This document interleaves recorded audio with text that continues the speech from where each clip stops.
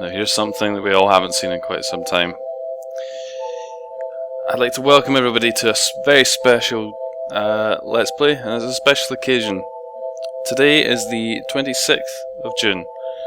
It is 10 years since the first version of Yume Nikki was released to the public by Kikiyama. 0.00, something that I can't say I've had the honour of playing. And it's been 10 years today that this game came onto the scene and really changed, I think, a lot of what people expected out of RPG Maker.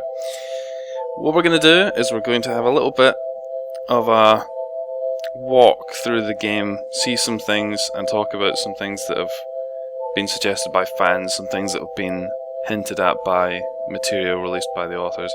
I'm not going to be talking quite as much as normal. It's not really going to be funny. It's more going to be me just laying out my understanding of things.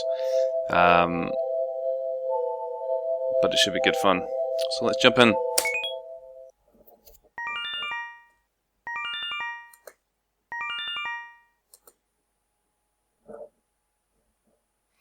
So here we go. Our main character, Marutsuki. Now, the long-held feeling by fans is that Marutsuki is an example of a hikimori, a shut-in, and a recluse. Material in the manga actually suggests that this might not actually be true, that other powers are working to keep Marutsuki from leaving her room, and that she isn't a shut-in, which is interesting. A lot of the game is open to interpretation, so we can hardly put too much thought into it. So let's start dreaming.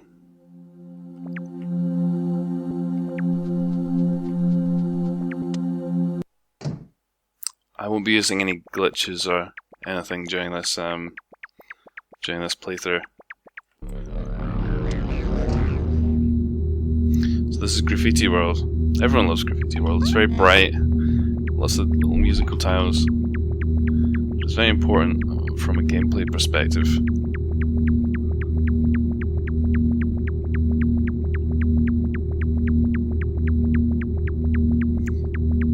The graphic in the background, we'll get a better look at it when we're walking back.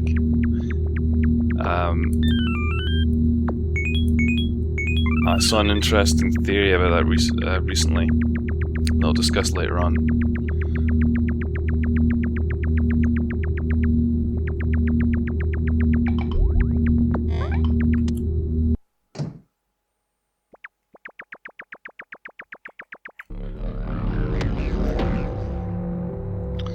Numbers World is, in my eyes, at least one of the more chilling areas of the game. There's something about the atmosphere of it, the music, the confusing nature of it that I think makes it really powerful.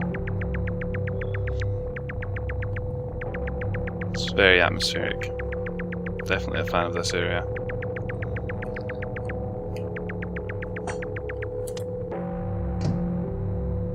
I think it also speaks to the high quality of the music in the original game, and certainly sets a high benchmark that I would think fan games should be aiming to hit.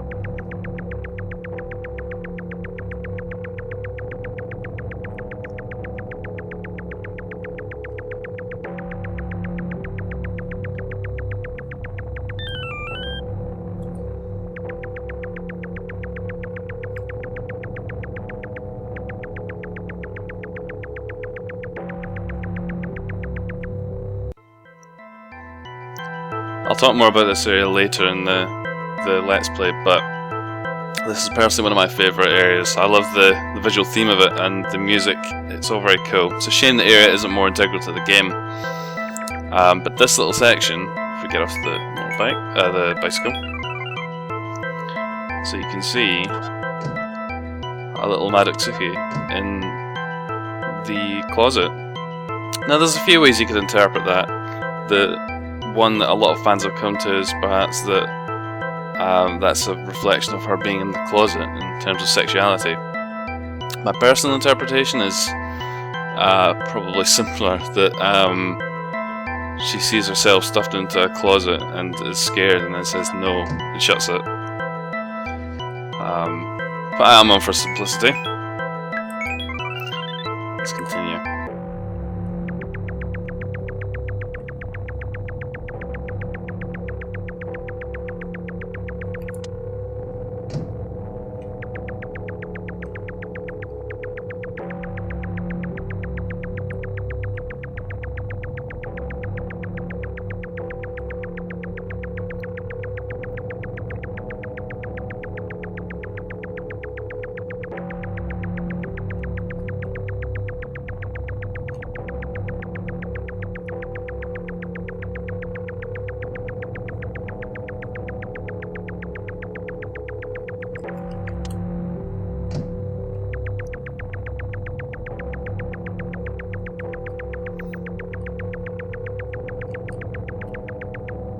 Lots of beds.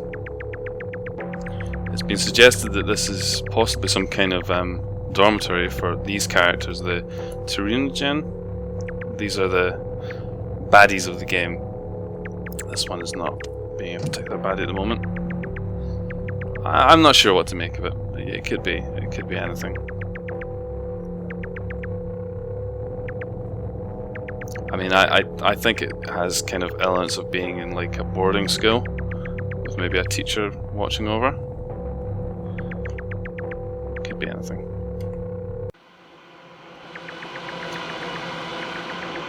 This area can be quite intimidating to players who are unfamiliar with the game because it's the first real occasion where you're kind of forced to really move, and it's interesting. Make sure that you don't get fragged. It's odd that came up in Japanese. I've never seen that before. Don't know, maybe there's something strange with this copy of the game. That should say severed head, yes, not gobbledy gibberish.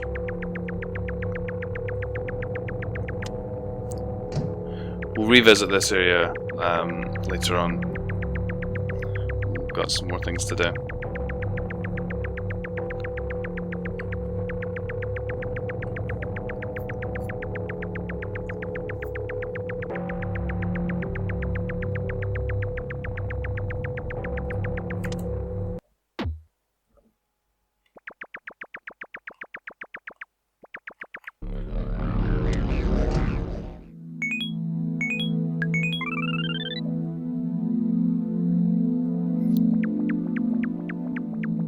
If you have a monitor with really good contrast ratios, you can generally make your way out in this around in this room, at least to get the effect. Although you won't be able to see the intricate details like the carvings on the floor and the full shape of the monsters that you can see.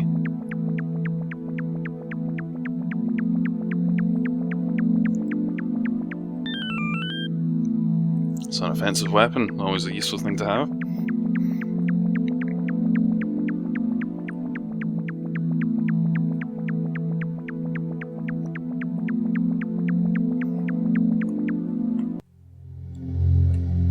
Have the wilderness. Quite a crucial area in the game. A lot happens in this setting. We're not going to go on a massive visit around all the neat things here. We're really just going to be flying through. I like the little sad emoticon boxes. It's quite cool.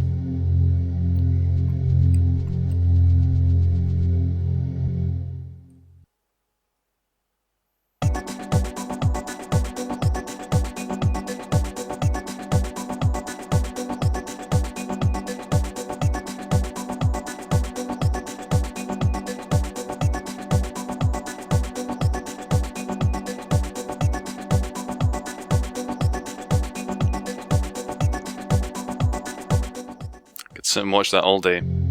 I actually used to use that as my spray, and I made an animated spray of that for Counter-Strike when I used to play that.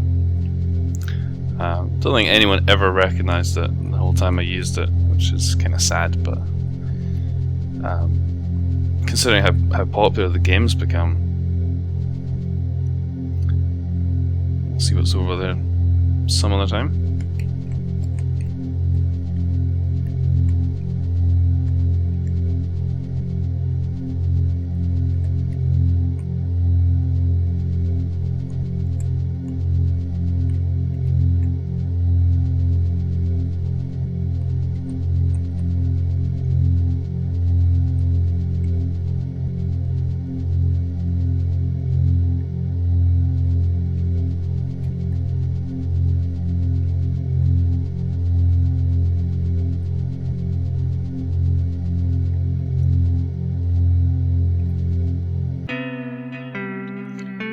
So this is called the Barracks.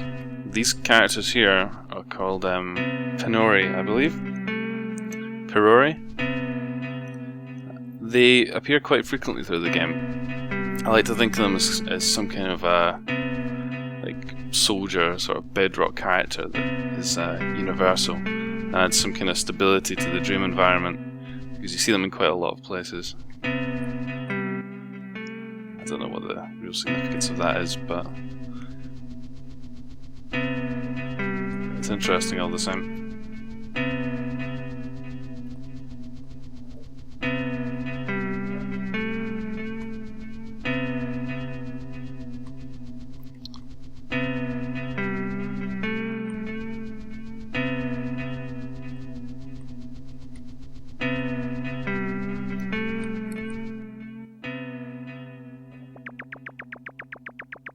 So here's a seahorse, I guess.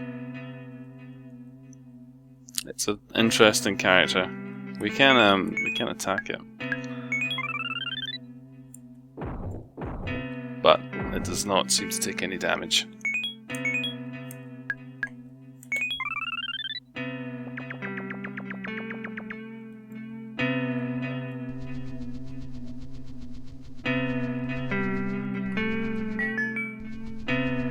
The Pirori only speak using bell noises, some of them at different pitches and different styles. That one just seemed to make a beep, which is unusual. That might have just been an issue.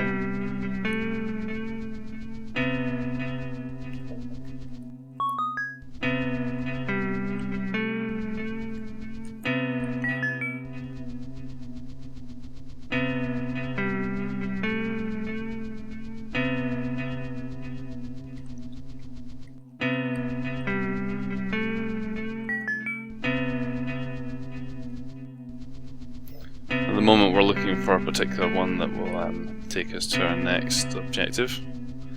This is randomly picked by the game. It's not the same character every time, so we just have to keep trying them until we find the one we actually need.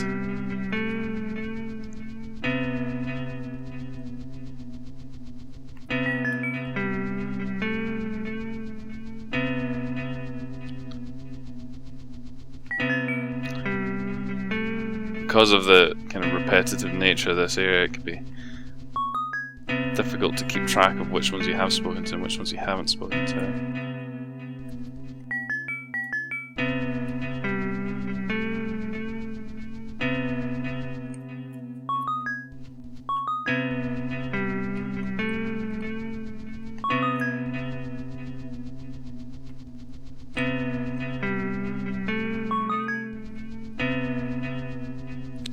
I think we might have spoken to all of them. Oh wait, what about this guy? Nope, wasn't that guy.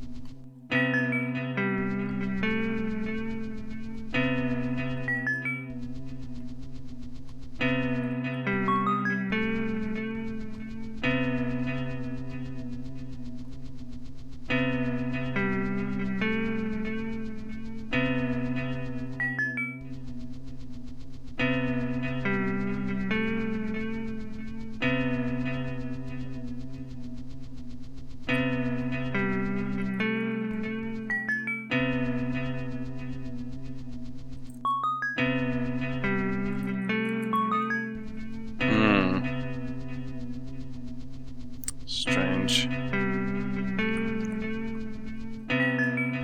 Could have swore we spoke to them all at this point.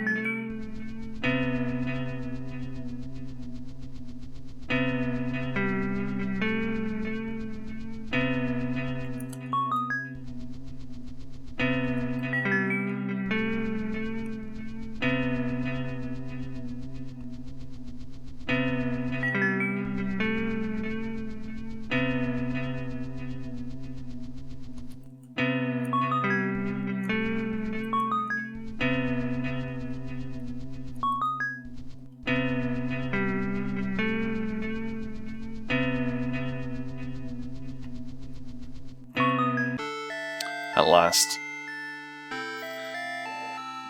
I'm a big fan of this area, the whole Famicom setting. It's really endearing. It's not something I have much experience with personally. I mean, I was a Mega Drive Genesis kid, but I still love the theme of it. I think it's really appealing.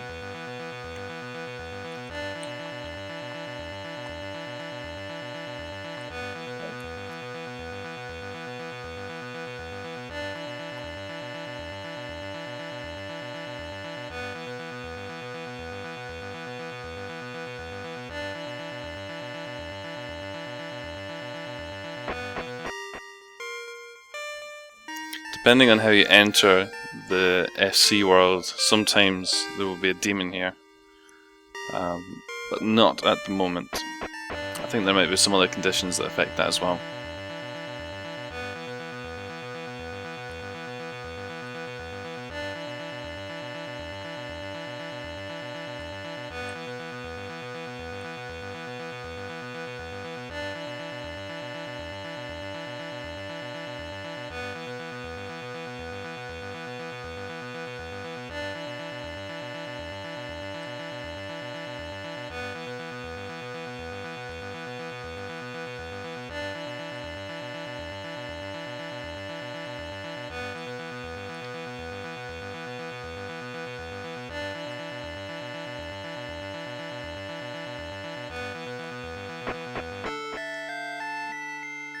So this is where we first encounter the Tribesmen with their random number language.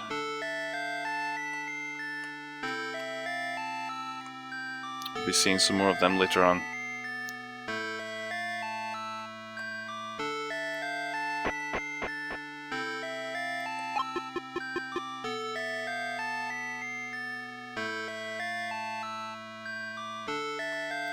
And at that we get the Boyo Boyo effect. So this concludes part 1 of Yume Nikki.